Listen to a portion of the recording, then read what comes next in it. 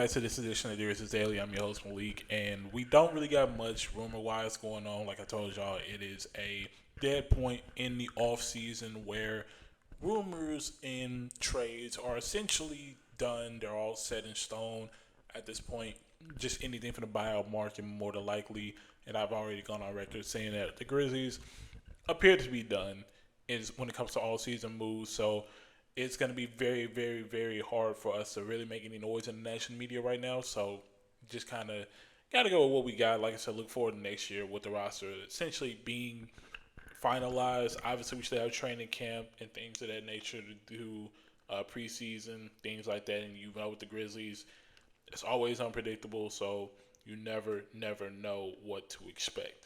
But looking into next season, I want to talk mostly about what we kind of advocated for during the off season, and now we can really truly evaluate how things are going to look going into next year, which is the impact of the veterans. And what I mean by that is guys like Kentavious Caldwell Pope and Ty Jerome. Now, the impact that I see a guy like Kentavious Caldwell Pope having, and we'll start off with Kentavious Caldwell Pope. I feel like Kentavious Caldwell Pope is someone that obviously the Grizzlies should not expect Kentavious Caldwell Pope to be a scorer, but he is someone that can get you a three when you need it, get you a bucket when you need it, and but more so with KCP's game that I really love the most is his ability to play defense. He is a very underrated defender. He does not get a lot of respect as a defender that he should, but just going back in time watching his time with the Lakers, he was a pretty good defender.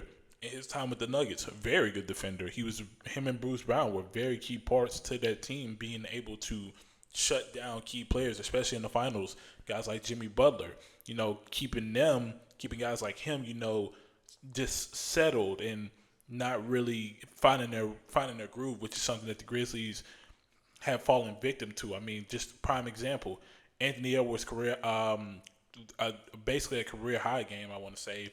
Last year was when he went for nearly 50 in the form, and Julius Randle went for, I think, 40 as well, if I'm not mistaken. But it's just like games like that, to me, you got to put a guy like Kentavious Caldwell Pope on Anthony Edwards. Not saying that Anthony Edwards still isn't going to find a way to get 20 points, but it definitely helps the cause because you got to think about it. The Grizzlies already have a very good defender in Jalen Wells, so you add another very good veteran defender alongside him. You got a very good tandem in your backcourt, and it puts less stress on Ja Morant and teams to really target him. It makes them actually have to stretch the floor and find someone else to really make them win, if that makes sense. Now with Ty Jerome, I look at Ty Jerome more so in the playmaking aspect. We already know he's a pretty decent shooter, pretty good shooter, but really more so the playmaking aspect. Give an opportunity to really stretch the floor, find the open shot, keep turnovers at a minimum because as much as I like the guy like Desmond Bane, his playmaking was questionable at times. And he was one of those guys that kind of turned it over a little too much. You didn't really see that in hindsight in the moment, but definitely over the course of time, you really start to realize like there were issues right there. So I definitely like what Ty Jerome and KCP can bring to the table, and it's very good because the Western Conference gets better nearly every year. So you definitely really have to think about that as how can the Grizzlies fare well against other teams now that they've essentially strengthened their team and trying to retool and figure out the identity of the lineup and the system.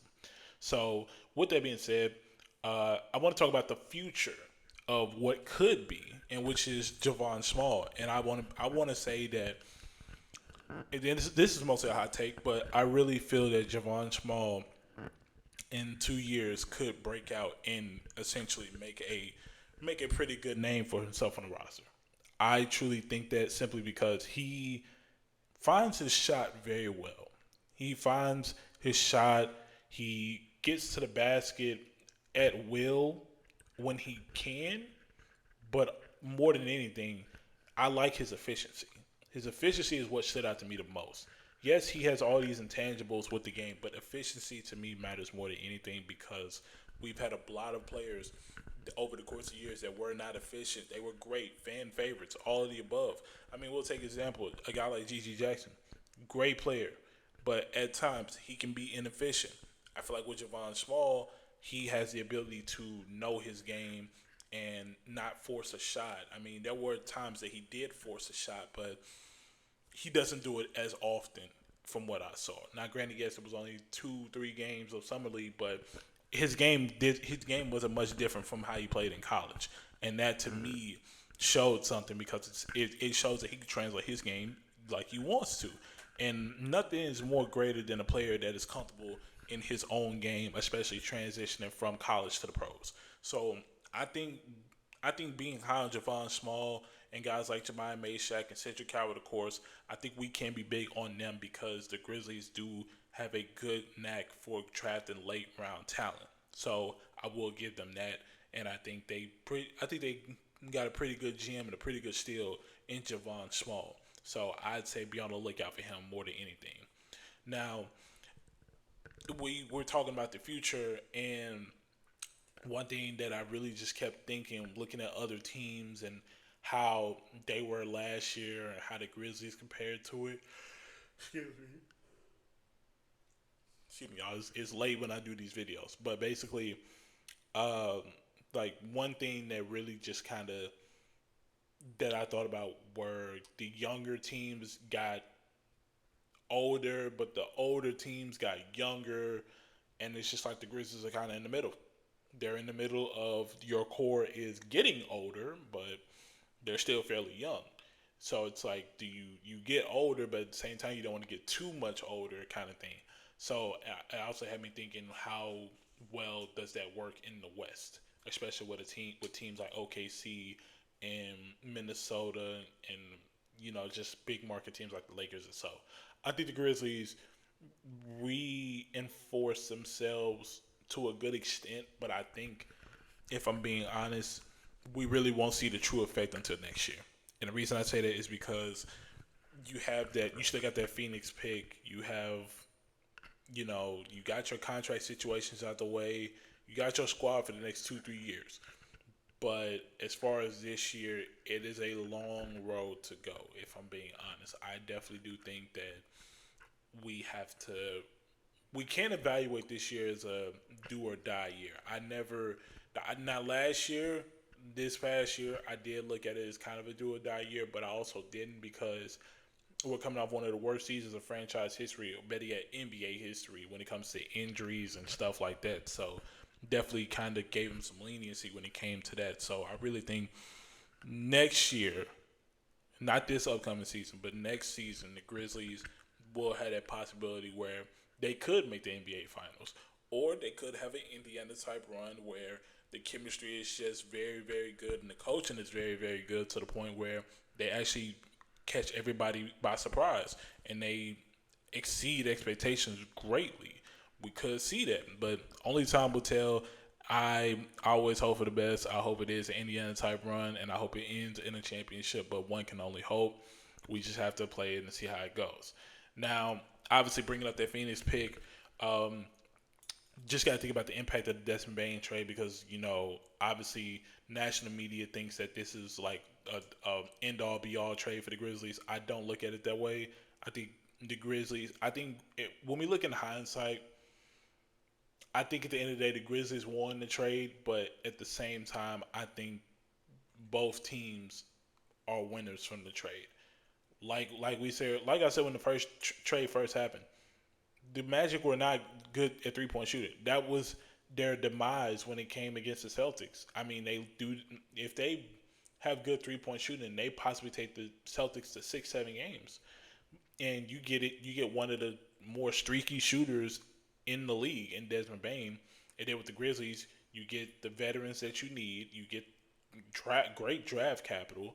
I mean, you couldn't really ask for more. I mean, nobody knew the market that Desmond Bane had, but it for sure wasn't that. Nobody thought it would be that. So the fact that they got all of that for Desmond Bane, I think it greatly impacts them, and I don't think it's something that will more or less hurt the Grizzlies. Even if it was somebody else that got traded, I think just moving on from a Desmond Bane kind of player and getting back what you did.